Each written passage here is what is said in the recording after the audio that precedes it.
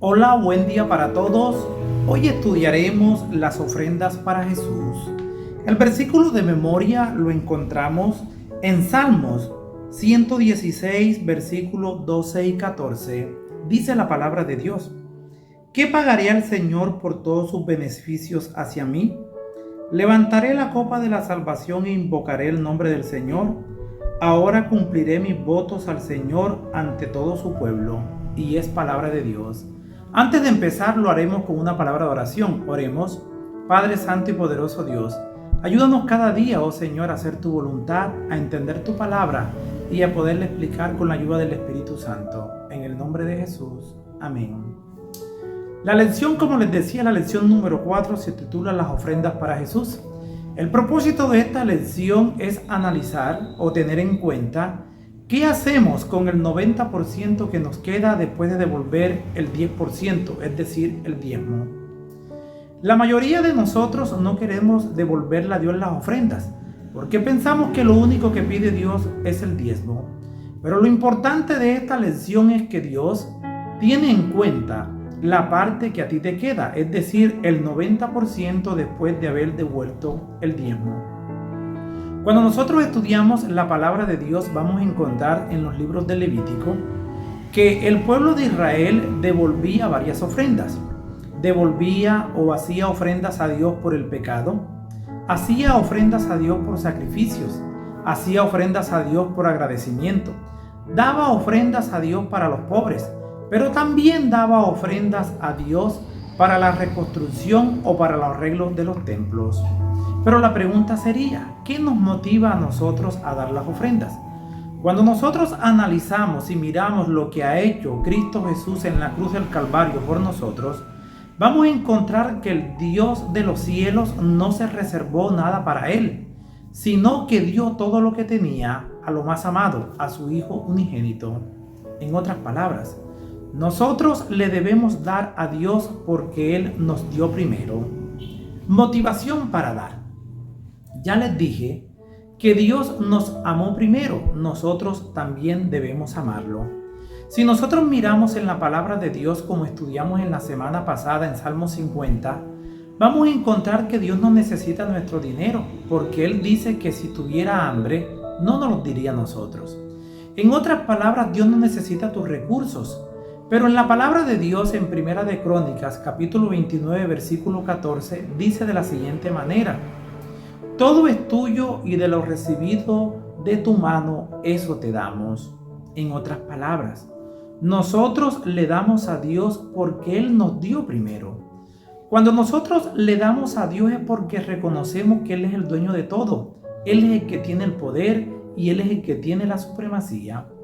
Cuando tú le devuelves a Dios y le das a tu prójimo, es decir, a las personas que amas, inclusive a los que no amas, pero el mandamiento es claro que dice que debemos amar a Dios con todo nuestro corazón y a nuestro prójimo como a nosotros mismos.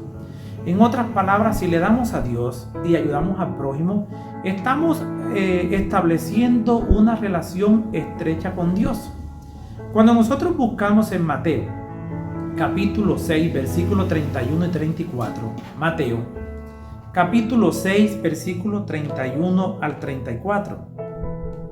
Dice la palabra de Dios: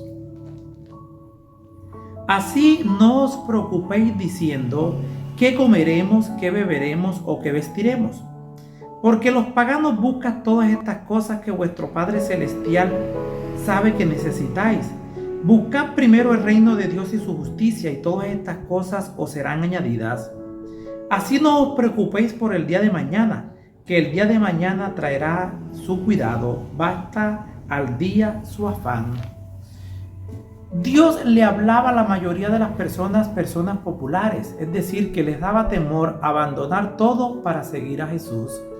Pero Dios les dice que las aves de los cielos no se preocupan, y Dios sabe que ellas tienen esa necesidad. Dios también sabe que tú necesitas el alimento diario, necesitas el vestido, necesitas los recursos básicos. Dios lo sabe. Pero debes poner a Dios en primer lugar. Debes devolverle a Dios lo que a Él le pertenece. Eso influye fidelidad y un cambio de corazón.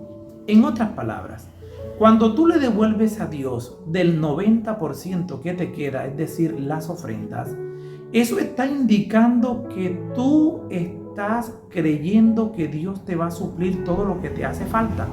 En otras palabras, devolvemos a Dios las ofrendas en señal de agradecimiento por lo que Él ha hecho por nosotros en la cruz del Calvario. Toda persona que reconoce que Cristo Jesús murió en la cruz del Calvario en su lugar, está tan agradecida que devuelve a Dios lo que a Él le pertenece, es decir, las ofrendas. En 2 de Corintios, capítulo 9, versículos 6 y 7, registra el pasaje: el que siembra escasamente, escasamente segará, y el que siembra generosamente, generosamente segará. Dios ama el dador alegre. Dios te invita a que no des con tristeza. Dios te invita a que le devuelvas a Él con generosidad y también con alegría. Cuando nosotros devolvemos las ofrendas, Dios está mirando cuán generosos somos, cuán egoísmo hay en nuestro corazón. ¿Qué porción debemos dar de las ofrendas? Testimonio personal. Cuando empecé a caminar en la vida cristiana, solamente quería dar el diezmo. Pero luego encontré en Malaquías capítulo 3, versículo 8 al 11 que también había que dar las ofrendas. Entonces hice un pacto con Dios. Las ofrendas no tienen un porcentaje. El porcentaje sale de tu corazón de acuerdo a lo agradecido que tú estás con Dios. Así que empecé a diezmar el 10% y como ofrenda el 2%. Pero me di cuenta que cuando uno hace pactos con Dios, el que hace pacto con Dios nunca fracasará. Es decir, que Dios nunca te va a dejar avergonzado, porque tú estás dependiendo y estás acudiendo a Él, porque Él va a proveer todas tus necesidades. Así que decidí subir la ofrenda al 5%. De esta manera no robamos a Dios, porque si yo gano 1,000,000 de pesos, sé que tengo que devolver 100,000 de diezmo. Pero de los 900 que me quedan, si le pongo un porcentaje, sé que tengo que devolver 45. Eso significa fidelidad. Pero en Deuteronomio capítulo 16, versículo 17, dice la palabra de Dios: cada uno ofrecerá su don en proporción a la bendición que el Señor tu Dios le haya dado. Pero antes de explicar este texto, nos detendríamos a explicar qué significa una ofrenda. Una ofrenda es la señal de agradecimiento en el cual tú le devuelves a Dios por todas las maravillas, los dones y las riquezas que Él te ha dado. ¿Y qué es lo que nos ha dado Dios? Nos da cada día el aire que respiramos, nos da la vida, nos da el vestido, nos da los alimentos, nos da la salud. Y eso en señal de agradecimiento nosotros le devolvemos a Dios. Pero Deuteronomio capítulo 16, versículo 17 dice que nosotros debemos devolver a Dios la ofrenda de acuerdo a la bendición que hemos recibido. Es decir, como dice Lucas capítulo 12, versículo 48, el que a mucho se le da, mucho también se le exigirá. Es decir, que si tú eres una persona muy, pero muy bendecida por Dios, tu ofrenda tiene que ser muy sustanciosa. En una ocasión fui tesorero de nuestra iglesia y me daba cuenta que la mayoría de las personas daban el diezmo, es decir, a veces hasta 500,000 pesos de diezmo, pero echaban 5,000 pesos de ofrenda. Eso no va de acuerdo a la bendición que Dios ha dado. Porque si una persona da 1,000,000 de diezmo, quiere decir que se ganó 10 millones de pesos. Le quedaron 9 millones. 10,000 pesos es muy poco de acuerdo a la bendición que Dios te haya dado. Pero si nosotros miramos el versículo de memoria de esta lección, el salmista pregunta: ¿con qué pagaré mis votos a Jehová? Si nosotros empezamos a analizar cuidadosamente como seres inteligentes, racionalmente seres espirituales, vamos a entender que no tenemos o no nos alcanza la vida para pagarle a Dios lo que Él ha hecho por nosotros. Pero si no nos alcanza la vida, entonces ¿cómo le pagaremos a Dios? De la siguiente manera: ayudando en la causa de Jehová, siendo generoso con el plan de salvación, ayudando a aquellas personas que no conocen el Evangelio y trabajando por los más necesitados. Jesús le dijo a los discípulos cuando los envió a predicar el Evangelio: de gracias recibís, dad de gracias. Cuando nosotros damos generosamente, eso está indicando que no hay egoísmo en nuestro corazón, que ponemos a Dios en primer lugar y no somos personas miserables. Cuando como cristianos devolvemos a Dios las ofrendas, eso está indicando que es lo mínimo que podemos hacer como cristianos, y eso tiene implicaciones morales y espirituales. Pero si por el contrario no devolvemos a Dios generosamente las ofrendas, eso tiene implicaciones espirituales de perdición para la eternidad. Así que la invitación que te hago en este momento es que seamos generosos con Dios y también seamos generosos con aquellas personas que son parte de la creación de Dios. Nosotros decidimos personalmente cuánto debemos darle a Dios de las ofrendas. Eso es un pacto que debes hacer con Dios personalmente, pero también te digo que tienes que llevarlo a la parte indicada que Dios lo ha establecido, las ofrendas y la adoración. Cuando nosotros miramos en el Nuevo Testamento vamos a encontrar que no hay un sistema establecido de cómo presentar a Dios la predicación o el orden, pero podemos decir que cuando se va a adorar a Dios, primero hay adoración, hay predicación, hay estudio de la palabra, hay alabanzas a Dios, se presentan diezmos y ofrendas y también agradecimiento. Pero cuando nosotros leemos Deuteronomio capítulo 16, versículo 16, vamos a encontrar que 3 veces al año se presentaba el pueblo de Israel a Jerusalén y nadie se presentaba con las manos vacías. ¿Por qué 3 veces? Porque ellos iban a las 3 fiestas principales. Iban a la fiesta de la Pascua, iban a la fiesta de Pentecostés y iban a la fiesta de los tabernáculos. Pero el texto es claro y radical donde indica que nadie se presentaba con las manos vacías. No podría pasarse por la mente de nosotros ni de ningún israelita que nadie se presentaba a Dios sin nada. Es decir, que ellos acumulaban o guardaban o separaban para Dios las ofrendas y los diezmos en su casa. Y luego cuando venía la gran fiesta, la de la Pascua, la del Pentecostés o la de tabernáculos, ellos presentaban esas ofrendas y esos diezmos a Dios en señal de adoración y en señal de agradecimiento. Nosotros como adventistas del séptimo día llevamos nuestras ofrendas a Dios cada sábado y eso es al templo en señal de adoración. Pero ¿qué dice Primera de Crónicas capítulo 16 versículo 29? A ver si la palabra registra que debemos llevar las ofrendas a la casa de oración. Dice la palabra de Dios: tributad al Señor la gloria debida a su nombre, traed ofrenda y venid ante Él, postraos ante el Señor. Cuando yo leo Primera de Crónicas capítulo 16 versículo 29 encuentro 2 puntos principales. El principal objetivo es que tenemos que llevar las ofrendas ante el Señor. Y el Señor estableció un lugar de reunión y es su templo. Allí está la tesorería de Dios, allí está el alfolí. Pero también encuentro otro punto trascendental y muy significativo. Es que nosotros presentamos las ofrendas a Dios en señal de adoración. Cuando tú le devuelves a Dios lo que a Él le pertenece, no solamente el diezmo, sino también las ofrendas, le estás diciendo con esto a Dios que tú aceptas el sacrificio de Cristo y en señal de ese sacrificio lo estás adorando a Él con las ofrendas. Dios toma nota de lo que nosotros le devolvemos a Él. Vamos a ver qué dice la palabra de Dios en Marcos capítulo 12 versículo 41 al 44. Marcos capítulo 12 versículo 41 al 44. Dice la palabra de Dios: Jesús se sentó frente al arca de las ofrendas y miraba cómo la gente echaba dinero en el arca. Muchos ricos echaban mucho. Y vino también una viuda pobre y echó 2 moneditas de muy poco valor. Entonces Jesús llamó a sus discípulos y les dijo: os aseguro que esta viuda pobre echó más que todos los demás en el arca, porque todos dieron de sus obras, pero ella de su pobreza echó todo lo que tenía, todo su alimento.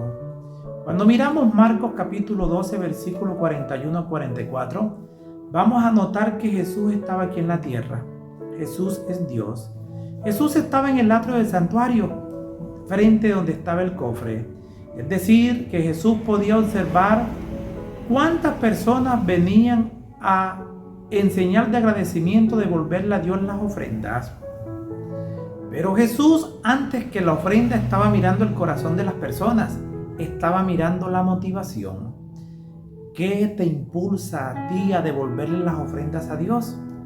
Ya les dije hace un momento que lo que nos debe impulsar es una señal de agradecimiento, en señal de lo que Dios hizo por nosotros en la cruz del Calvario.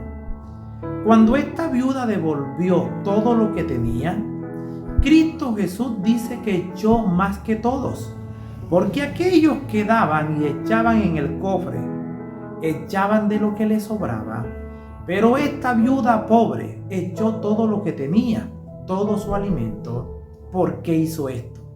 Esta viuda entendió, número 1, que el templo es el lugar donde se debe adorar a Dios. Número 2, entendió que el templo es donde Dios se manifiesta y se comunica con sus hijos. También lo podemos hacer a través de la oración y a través del estudio de la palabra. Pero la viuda fue al templo en señal de adoración. La viuda, número 3, devolvió la ofrenda a Dios de todo lo que tenía porque reconocía la supremacía de Dios y reconocía que en su corazón no había egoísmo ni materialismo, no había supremacía personal. Todo su corazón le pertenecía a Dios. En otras palabras, Jesucristo tomó nota personalmente de la viuda y podemos decir que esta es la única ofrenda que Jesús resalta en toda la Biblia. Cuando nosotros vamos a Hechos capítulo 10 versículo 1 al 4, vamos a encontrar un pasaje muy similar. Hechos capítulo 10 versículo 1 al 4, dice la palabra de Dios. Había en Cesarea un hombre llamado Cornelio, centurión de la compañía la italiana, piadoso que veneraba a Dios con toda su casa, daba muchas limosnas al pueblo y oraba a Dios siempre. Este vio claramente en una visión, como a la hora 9 del día, que un ángel de Dios entraba en su cuarto y le decía: Cornelio. Él lo miró fijamente y, espantado, preguntó: ¿qué quieres, Señor? El ángel le dijo: tus oraciones y limosnas han subido como un memorial ante Dios. Me gusta el versículo 4. Cornelio no pertenecía al pueblo de Dios, pero Cornelio entendía el plan de salvación. Cornelio, dice la palabra de Dios, que oraba a Dios siempre y daba muchas limosnas. En otras palabras, Dios estaba en el cielo. Jesucristo no estaba aquí en esta tierra. Dios estaba en el cielo y estaba mirando desde el mismo cielo la motivación que tenía Cornelio en su corazón. Dios miró que el corazón de Cornelio era un corazón generoso. El corazón de Cornelio era un corazón agradecido. El corazón de Cornelio entendía que todo le pertenece a Dios. Y Cornelio daba muchas ofrendas. Dios manda un ángel personalmente para que Cornelio entienda más aún el plan de salvación. Y si empezamos a leer en todo el capítulo 10, vamos a encontrar que trajeron a Pedro.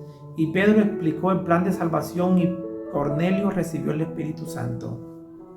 Pero lo importante de este versículo, del versículo 4 de Hechos capítulo 10, es que Dios tenía nota de cada detalle que hacía Cornelio en pos de su obra. Cornelio daba a Dios ofrendas y oraba mucho, es decir, que delante de Dios no solamente subieron las oraciones, sino también las ofrendas de Cornelio. La invitación para ti y para mí en este momento es que seamos más agradecidos con Dios. Dios no necesita nuestro dinero. Dios quiere erradicar el egoísmo de nuestro corazón. Proyectos especiales. Conozco muchas personas que me dicen que son muy pobres, que no tienen dinero para darle a Dios, antes ellos necesitan. Pero hemos visto a lo largo de este estudio que Jesucristo exaltó a una viuda pobre, es decir, que no hay excusa para no ofrendarle a Dios. Toda persona, por muy pobre o rica que sea, tiene algo que darle a Dios. En otras palabras, estas personas que son muy pobres, que no trabajan, que no tienen un salario fijo, pero son muy dedicadas y fieles, muchas veces hacen una especie de laticas o de alcancía, llamamos nosotros, y ellos empiezan a echar cada día una moneda, o tal vez en la oportunidad que la tienen. Y cuando ellos reúnen en ese lata o en esa alcancía esas monedas, cuentan todo lo que tienen en un día establecido y lo llevan delante del arca de Dios, es decir, a su iglesia, y eso lo llevan en señal de adoración y en señal de agradecimiento.